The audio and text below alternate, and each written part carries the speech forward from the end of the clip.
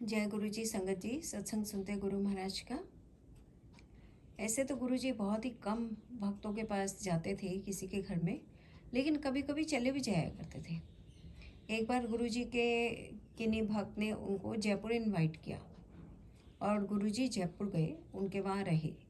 तो जब गांव के सरपंच को पता चला कि बाबा जी आए हैं, कोई बाबा जी आए हैं, ऐसा उनको बोला गया, मतलब वहाँ उन्होंने ऐसा बोला, तो सारे लोग बड़ी श्रद्धा से गुरुजी के पास आए और माथा टेका, आशीर्वाद लेने लगे।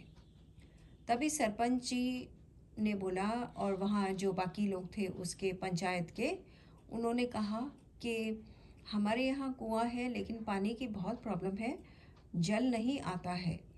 60 ईयर्स हो गए उसमें पानी नहीं है, क्या वो आ सकता है? आप कृपा कर सकते हैं? गुरुजी महाराज ने कोई जवाब नहीं दिया और फिर वो चले गए, लेकिन श्रद्धा बरकरार रही।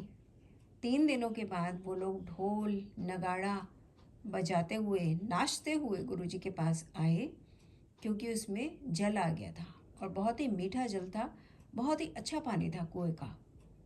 तो गुरुजी को उन्होंने थैंक्स किया। तो गुरुजी महाराज ने कहा कि जल इसमें हमेशा रहेगा, एक, किसी को कभी मना नहीं करना इसमें लेने को, और दूसरा, इसको पानी को कभी बेचना नहीं है। तो उन्होंने वैसे ही फॉलो किया और गुरुजी महाराज की कृपा से आज तक वो पानी वहाँ उस कुएं में बरकरार है।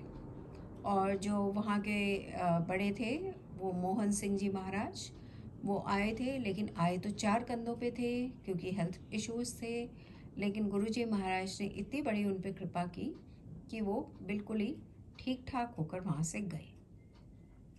तो गुरुजी के आने के ऊपर है, एक सरदार जी अंकल भी आते थे गुरुजी के पास, अभी नए थे, तो उनका बर्थडे था। तो उनको लगा, उन्होंने आके संगत में पूछा कि क्या गुरुजी किसी के घर जाते हैं, हम इनवाइट करना चाहते हैं बर्थडे पे अपने घर में। तो उन्होंने कहा हाँ जाते हैं। तो बोला क्या प्रोसीजर है? तो उन्होंने कहा डायरेक्ट बात करो।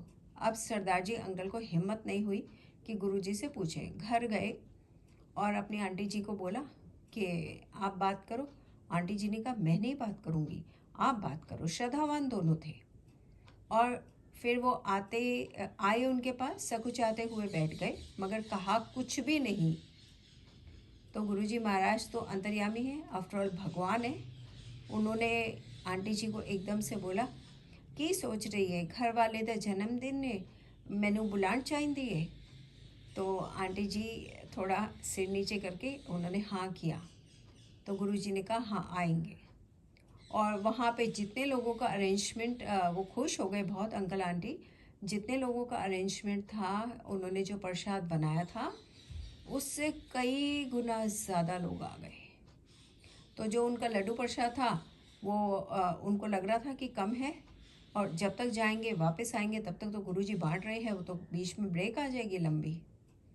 तो वो बहुत डर गए और गुरुजी की ओर अंकल देखने लगे, जैसा कि ढका हुआ प्रसाद था।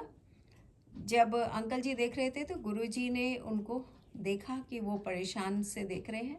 तो गुरुजी जहाँ 2 लड्डू दे रहे थे, वहाँ पे गुरुजी ने 4 लड्डू देने शुरू किए मिस्चीवियस स्माइल के साथ। और वो अंकल जी सोच रहे थे अरे कैसे होगा, ये तो दे रहे हैं अभी ख़त्म हो जाएगा। मगर गुरुजी महाराज की कृपा है, वो तो हम सबके भंडार भरते हैं, तो फिर कैसे नहीं होना था। और वो प्रसाद सबको बांटने के बाद बच भी गया।